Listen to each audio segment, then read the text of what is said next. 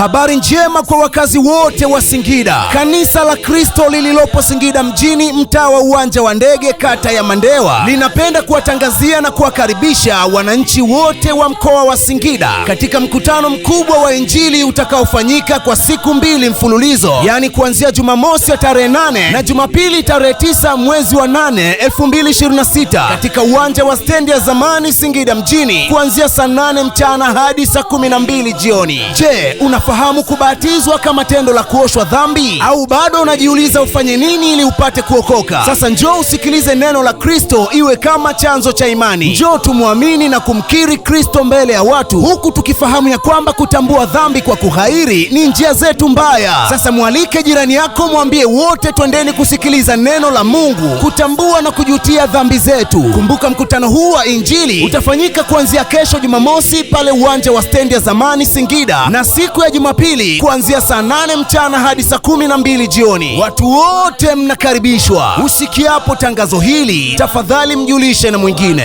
Wanakosema siwajui kamwe, ninyi hapo msipotubu.